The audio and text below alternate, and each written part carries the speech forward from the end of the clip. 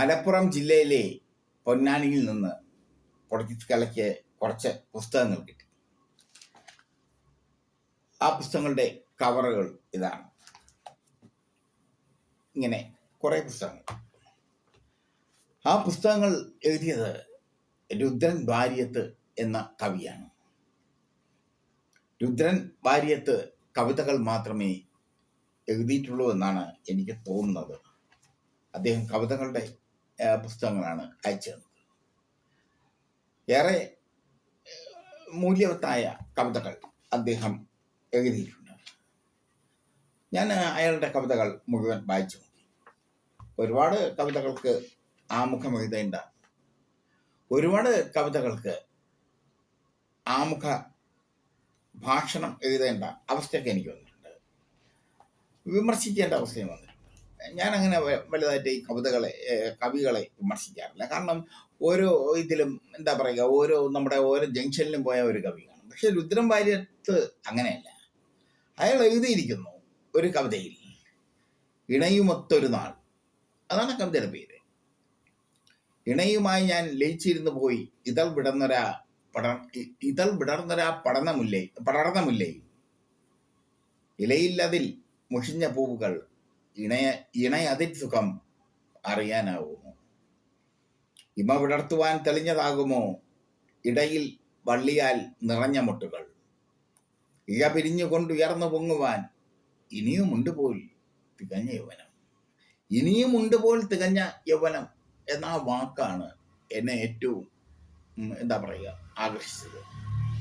എനിക്കൊക്കെ പ്രായമായെന്ന് വിചാരിച്ച് ഞാൻ നിൽക്കുക. 48 വയസ്സെന്ന് പറയുന്നത് ഇനി അങ്ങോട്ടുള്ള ജീവിതം ബോണസാണ്. ആ ജീവിതത്തിനിടയിൽ ഒരു പക്ഷേ ആത്മഹത്യയും സംഭവിച്ചേക്കാം.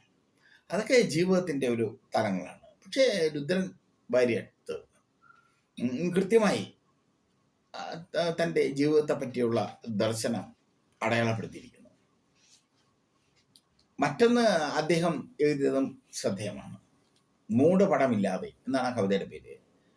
നിറമില്ലെനിക്കെൻ്റെ മതവുമില്ല, നിറമുള്ള നേരിൻ പ്രതികരിക്കാൻ. മതമാണല്ലോ എല്ലായിടത്തും പ്രശ്നം. മതത്തിൻ്റെ ചട്ടക്കൂടിൽ ഞെരുങ്ങി ഇരിക്കുന്നവരാണല്ലോ നമ്മൾ. അതുകൊണ്ട് മരണത്തെക്കുറിച്ച് അദ്ദേഹം എഴുതിയിരിക്കുന്നത് വളരെ ശ്രദ്ധേയമാണ്.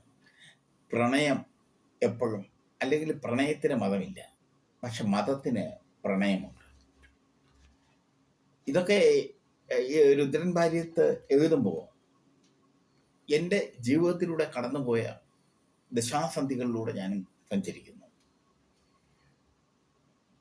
ഒരിക്കലും പ്രണയം മരിക്കില്ല എന്ന് ഞാൻ തിരിച്ചറിയുന്നു. ഒരിക്കലും മരിക്കാത്ത പ്രണയത്തിൻ്റെ നോവിൽ അർത്ഥമില്ലെന്നും ഞാൻ തിരിച്ചറിയുന്നു. ഞാൻ തിരിച്ചറിഞ്ഞപ്പോൾ വൈകിപ്പോയി. പക്ഷേ രുദ്രൻ വാര്യത്ത് അത് കൃത്യമായി തിരിച്ചറിഞ്ഞിരിക്കുന്നു. അദ്ദേഹത്തിൻ്റെ കവിതകൾ കേരളയ്ക്ക് അയച്ചു വന്നു. ആ കവിതകൾ ഞാൻ വായിച്ചു. മനോഹരമായ കവിതകൾ. അദ്ദേഹം ഇനിയും ഒരുപാട് കാലം കാവ്യ സരസിൽ നീന്തട്ടെ. ഒരുപാട് കാലം. നല്ല മനുഷ്യനാണ് രുദ്രൻ. രുദ്രൻ എവിടെയൊന്ന് എനിക്ക് സ്നേഹം പകരുന്ന മനുഷ്യൻ. രുദ്രനെ എനിക്ക് പരിചയപ്പെടുത്തിയത് എൻ്റെ പ്രിയപ്പെട്ട ഷക്കീറാണ്. ഷക്കീർ വഴിയാണ് രുദ്രനെ പരിചയപ്പെടുന്നത്. ഷക്കീർ ഞാനുമായിട്ടുള്ള ആത്മബന്ധം അത്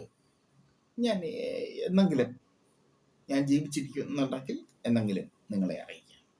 ഇപ്പോൾ മരണഭയത്തിൻ്റെ വക്കിൽ നിൽക്കുന്ന ഞാൻ ജീവിതത്തിൻ്റെ പല പ്രതികരണങ്ങളിലൂടെ കടന്നുപോയ രുദ്രൻ വാര്യത്തിനെ തിരിച്ചറിയുന്നു.